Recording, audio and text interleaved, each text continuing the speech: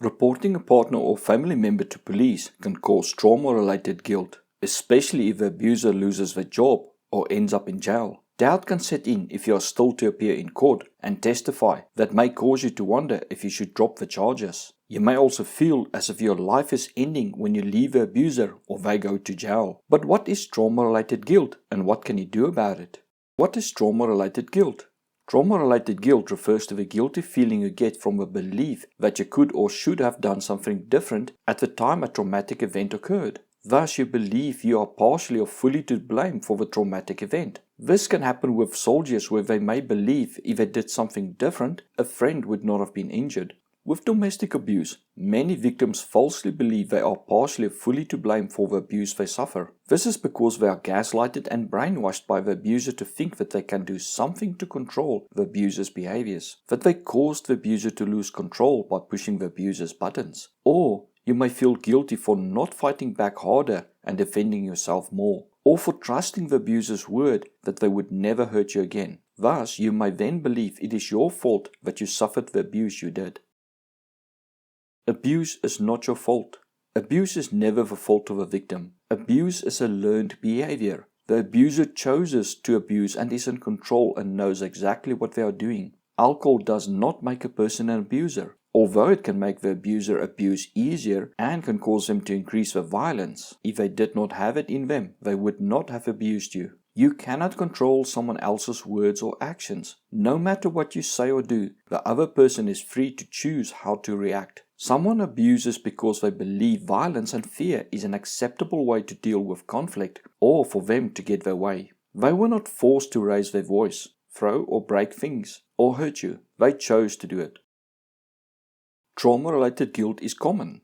Abusers are cowards and bullies who hide behind lies. They shift blame, gaslight, deny, and deflect to avoid accountability and responsibility for their actions. In one study of battered women, 94% reported experiencing guilt related to their abuse. In another study of rape and incest survivors, over 50% reported experiencing moderate to high levels of guilt. Thus, you are not alone in feeling as you do, and your feelings are not proof that you did anything wrong. Your feelings are due to lies and manipulation. Consequences of trauma-related guilt.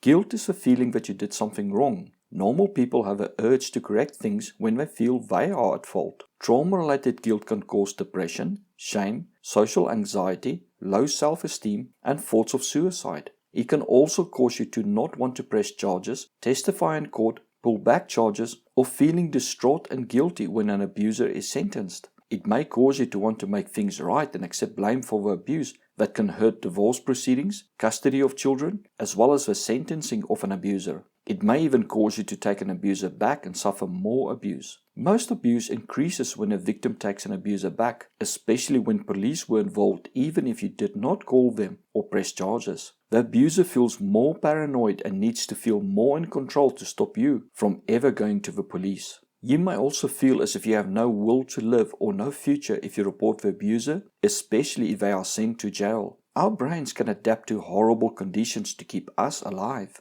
The hope of abuser changing and the dream you have of having a wonderful relationship with them can be the result of adaptive illusion. Your brain can shut out much of the pain and abuse by making you less sensitive to it, forget it, focus on the few calm or good times, as well as giving you an illusion of a bright future to give you the will to survive. This capacity of the brain can allow you to have the strength to crawl out of a car wreck and walk miles to get help while suffering from broken bones and internal wounds. It can make people survive concentration camps or being lost at sea for days or months. But with an abuser, the very thing that causes you pain is also the hope and future that gives you the will to survive. That hope can cause you to go out of your way to keep the abuser happy, to keep the hopeful future alive that is keeping you alive. Letting an abuser go or reporting them to police may feel as if your world is ending. In fact, your current reason to live, which is a hope you hold out for a bright future with them, is ending.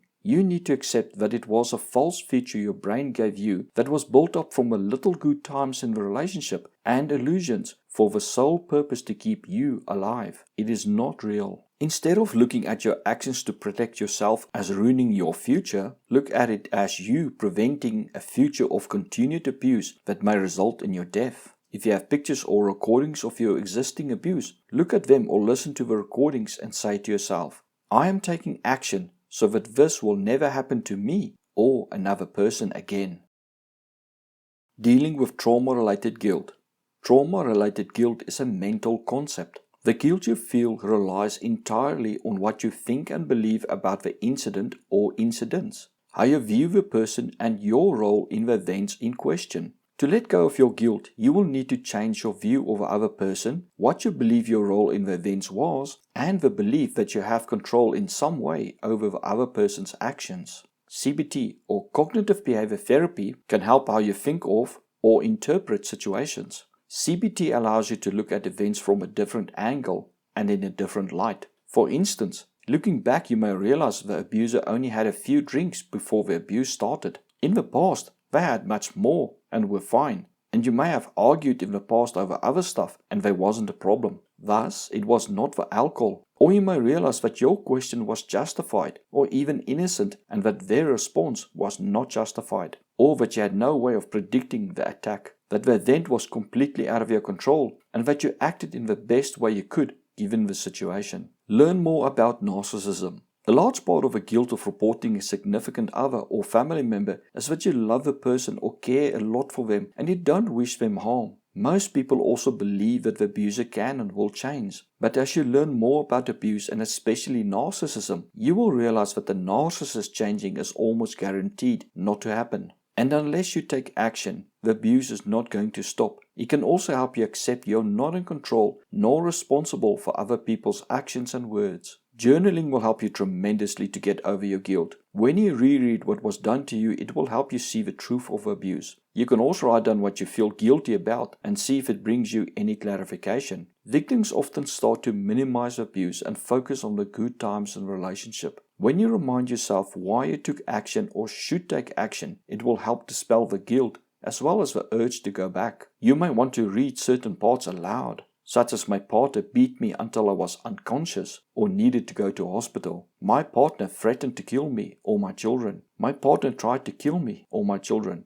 Remember how you felt, such as being afraid, scared, helpless, worthless, or devalued. Then ask yourself, do I deserve this? Reword your actions. Instead of saying, I feel guilty for reporting the abuser, leaving them, or causing them to go to jail, say, I am grateful I do not live in fear anymore. I am grateful I am alive and not giving them another chance to try and kill me. I am grateful my children do not need to hide in cupboards or under tables anymore. I am grateful I am free to live my life. I am grateful for not being degraded, yelled at, or hurt anymore. Psychodynamic or psychoanalytic therapy can help you explore your earlier life experiences. For instance, your relationship with others and possibly childhood trauma. This can identify beliefs and experiences which may cause you to more easily feel trauma-related guilt and shame. Recognize unhealthy guilt. Guilt is an indicator that we should adjust certain behaviors of ours, such as when we said something mean to someone. Unhealthy guilt is when you feel guilty for someone else's actions or for protecting your life. You cannot change other people's actions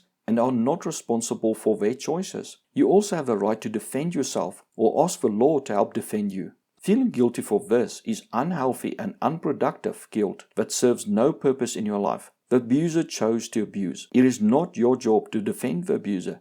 It is your job to defend yourself and your children. Let your feelings go. Instead of focusing on how you feel, ask yourself if you did the right thing to protect yourself and your children. Feelings are only feelings that are not right or wrong. You cannot control feelings. Abusers do not stop abusing and do get more violent over time. Ask yourself, what do I need to do to keep myself and my children safe? Then do it.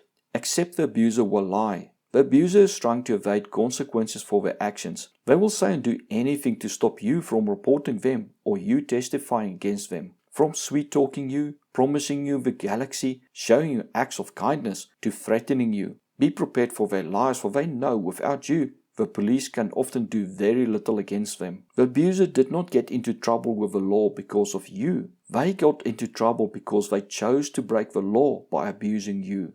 Find a support group. Support groups for victims of abuse can help you immensely. From helping you with your feelings of guilt and confusion to helping you get back on your feet again. Yes, you are worthy of being helped. Trauma-related guilt is a step in recovery.